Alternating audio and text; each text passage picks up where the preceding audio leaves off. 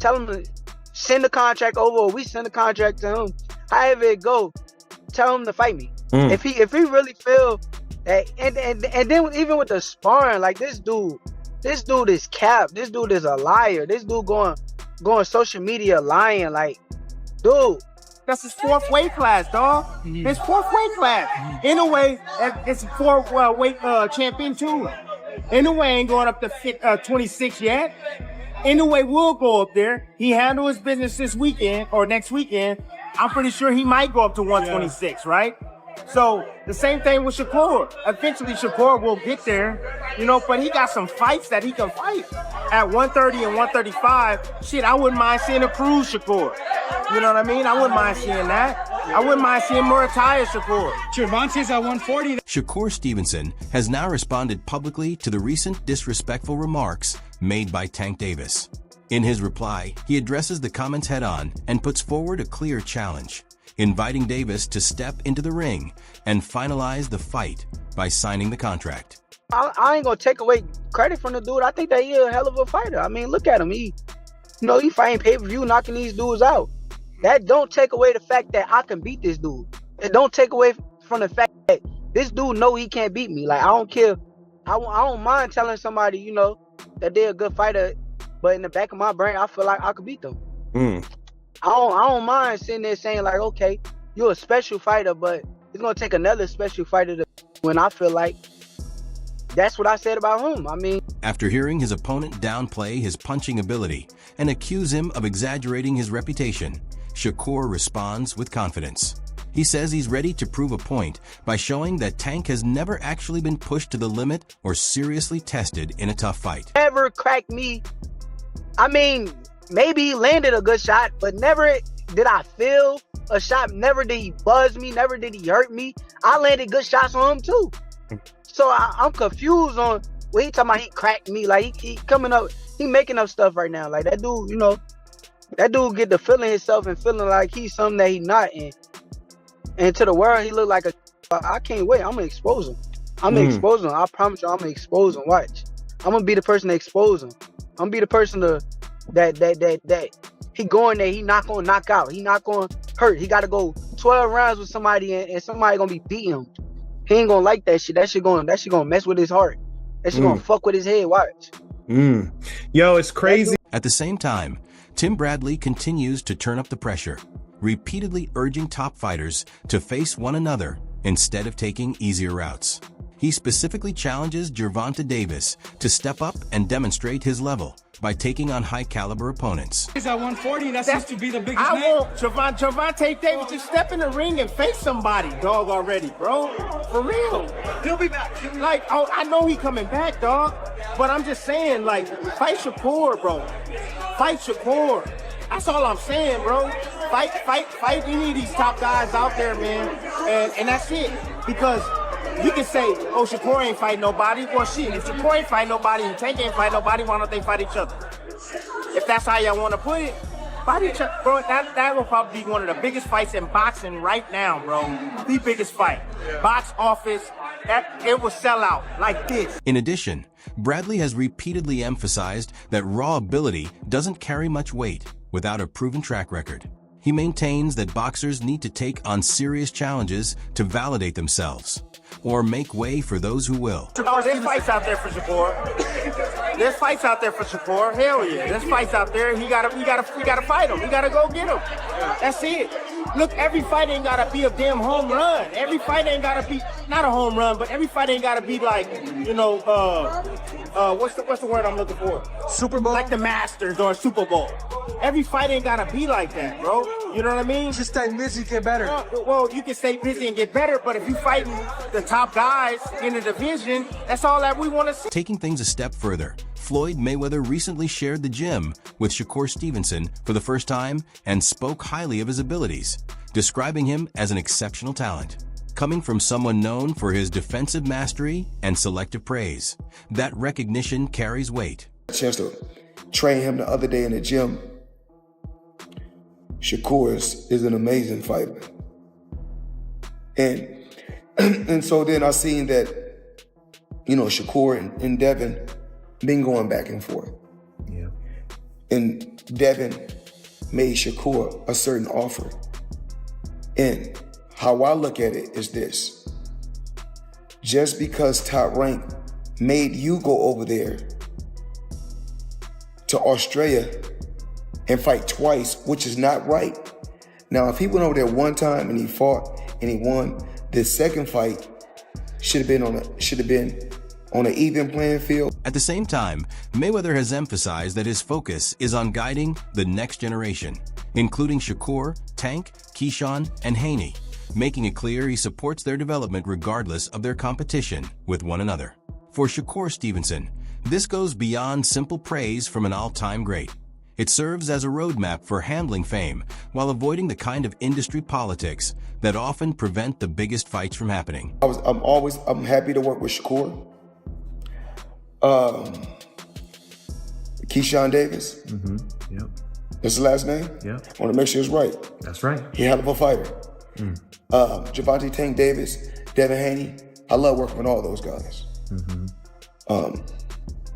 That's the new generation. In the end, Shakur recognizes how things really work. He admits that Tank Davis has become a major draw in the sport, putting him in a position similar to Mayweather, where he can dictate matchups, timelines, and deal terms. I'm ready right now. I ain't gonna say that I'm not ready right now, but I think it's depending on like what he want to do. He the cash cow. He's the A side, and he you know, he's the big you know. So at the end of the day, what he want to do is all on him. If he ready, you know, he can pick and choose right now. Like he at that point where he's like at the Mayweather point where, okay, I can fight him. I can fight him. I'll fight him, but I'm gonna wait to fight him. Like right, he calls the shots. Yeah, he got that type of leverage right now. So it's all up to him. But none but respect to like what he just did. Turning to Roy Jones Jr.'s perspective, he has closely observed the rise of today's lightweight stars and believes a gap is beginning to form at the top as discussions heat up over who stands above the so-called Four Kings. One of the best ones out there is what they don't know gets less respect for it, but one of the best ones out there. Now his mouth a little different, you know what I'm saying? He's a different kind of character when it comes to the mouth. Yeah. Because that's where he's from. But he's really one of the pound the best ones of the coup. And I'm gonna tell you why he's the best one of the coup to me. He can punch, but he also can box. You understand me? Some that can box can't punch. Some that can punch can't box. He can box, he can punch, he can move laterally, he can do it left side, right side, he can do whatever he needs to do as a southpaw to get the job done. And that's saying a lot, because not many guys can do that today. In addition, Jones has analyzed top fighters across different eras and recognizes how narrow the gap can be between high-level defense and losing the audience's interest. Shakur Stevenson is a very good fighter, but he got to learn, and I will hope he will pay attention to this because this is going to mean a lot for him. His feet are good, but sometimes they take him too far out of range to be able to come back and counter. The last guy he fought, the guy was a good puncher, so when he was jumping back, he was jumping too far back out of range to where he couldn't come back and get something right away. You understand me? And for the fans, it starts to look bored. That's how I'd say. I felt like he was running. He really ain't running. He just don't understand that distance. Somebody got to teach him, and I would teach him if they ever brought him to me to teach him. From Shakur's point of view, he feels that Gervonta Davis has spent years avoiding the matchup, maintaining an untouchable image while brushing off challenges and repeatedly declining to step into the ring with him. Man, I ain't gonna lie. I'm gonna keep it 100 with you. I don't really like talking about him. Yeah. Cause like the way that he move is goofy to me. Like it's some weird shit. So like I really don't like speaking on him. But like if same thing that fighting perspective. Same thing that I said with T.O. If anybody got issues with me or feel some type of way about me, you could come see me on fight night and resolve every issue that you got. Yeah. I stand by that with any. Shakur Stevenson makes it clear he's not going to sit idle waiting for Tank Davis.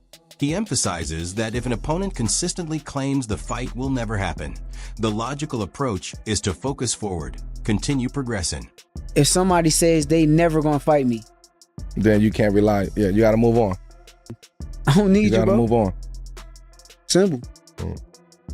What kind of I was asking that just from a fighter, you know what I mean? Nah, I got you. Tank is my youngin', but I just wanted to know from a fighter's perspective, do you ever see, when you talk about two of the best fighters in boxing, barred I got you, but like I said, if any fighter have an issue with me, because I feel like Tio was jealous of me. Mm-hmm. I told him this several times.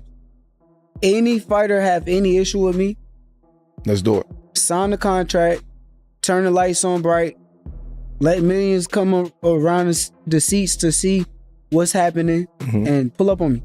Adding to the ongoing tension, Greg Hackett reports that Gervonta Davis has openly dismissed the idea of ever facing Shakur Stevenson. Say number 2, not fight Shakur. Yeah, he's saying he'll never fight Shakur, that he ain't gonna do him no favors, that he ain't gonna help him make no money because Shakur broke or something like that. Something along those lines. Yeah, I don't get all that. That's, you know what I mean? That's against the game. Like, you know what I mean? You at least owe that fight for the game. You know what I mean? You owe the rematch to Lamont for the game. But you owe Shakur for the game just because of the 2 style matchups. You know what I mean? But if he feel like he don't gotta fight him, guess what? We can't sit here and just go crazy about it. But it is kind of crazy.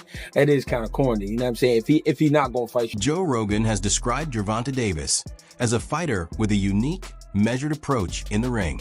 He notes that Davis often begins bouts in a cautious, reserved manner, rarely throwing much early on while letting his opponent take initiative. Sets traps, and he's got ridiculous one-punch knockout power too. He's just such an interesting fighter because his style is so different from everybody else. He's so conservative in the early rounds, throws so few punches, and he lets you work. He lets you work, and you're backing up, and you're always afraid of that power, and he's just moving in, trying to find that opening where he just gets in there. Expanding on Joe Rogan's assessment, Bernard Hopkins points out that Davis is an exceptional talent with deceptive, explosive punching power. He stresses that Tank is skilled at creating situations that draw opponents in, often encouraging them to become overconfident before capitalizing with well-timed counters and traps. Tank carries the power. He's sneaky. Explosive. Yeah. You think you're doing something, and he rides off that overconfident, where now he recognized this old school. He's so interesting Baltimore, Maryland. He's so old school. You know what old school is? Yeah. Anybody that's throwing punches is open to get hit. Anybody. And everybody that throw punches, you leave an opportunity. It's who get there first. It's like fence. In contrast, Timothy Bradley acknowledges Gervonta Davis's ability and gives him credit, but also pushes him to prove himself further. He did some good things. But everybody, the narrative is you ain't faced the top guys yet, Tank. Take that chance, man. Take that risk. Because right now, you losing, player. You losing. Just like that kid the other day, he would have lost out. He leveled the hell up. He took that chance. And guess what? He realized, damn, I belong. I belong, man. That's what you need to realize, Tank. You belong, dog. For real. Because if you all the way focused, dialed in, bro, you come back, you dedicate a year and a half to this game, you will turn this game upside down. Tim Bradley, having faced top-tier opposition throughout his own career, brings that experience into his analysis. You guys got to understand that last week, 2 dudes we've been raving about for the last week and still continuing on, the dude that's in the headline right now, Ryan Garcia, guess who knocked his ass out? Tank Davis. The dude that he just fought, Mario Barrios, that he couldn't get rid of, guess who knocked his ass out when he was undefeated? Tank Davis. Guess who Ryan Garcia lost to? You know what I'm saying? Before this fight? Who he lost to? Rolly Romero. Guess who knocked his ass out? Tank Davis. So what I'm telling y'all is, man, that I wish Tank believed in his damn self. Adding another layer of tactical perspective, AKU.E has also taken notice of the discussions suggesting a potential. As a man, Shakur don't got a lot of muscle, but be like sort of like Gervonta. They both like little chubby bulls though. They get a little big. You know what I mean? He ain't fat, but you can tell he gets swollen. There's a lot of water on him. So I don't look at him as a little guy. Who is the bigger man? I think that's when you say bigger man, that's when I cringe, bro, because bigger, yeah, but it's not like he's not a true 47. You know what I mean? As a boxing analyst, Akayi has observed Shakur Stevenson's performances closely, noting how he consistently controls fights from range. I don't know about Shakur. What I do know about Shakur is Shakur is not going to put himself in any situations where he got to be a dog. Exactly. Right. And that just shows it's like I saw elite level heart from Dev, and I see elite level intelligence from Shakur. Name the fighter though. There hasn't been one that I call great that has elite level intelligence so much so I know that when he meets the guy who has the same level of skill, he don't got to be a dog. True. It ain't. We gonna find out. But it ain't been one. Yo. So until Shakur get in a fight where he has to show you that he's more than just a high IQ guy, because it don't. Shifting from skepticism to reality, Mickey Bay has seen Gervonta Davis climb the ranks largely on natural ability and fight-ending power. Well, like Tank, but if Tank's head was in the game, like them, like you, if his head was in the game, I would say that's the best guy would be his weight, a Tank. But I don't know if Tank love boxing the way that. Well, I ain't gonna say I don't know. You could tell he don't. You know, if he had that hunger and focus like they had, then that'd be somebody that could possibly beat him. If Shakur Stevenson and Gervonta Tank Davis ever share the ring, it would instantly rank among the most highly anticipated fights in modern boxing. Fans have discussed this matchup for years, and many believe it could play a major role in shaping both fighters' legacies. Ultimately, this is the kind of matchup where one moment could completely shift everything.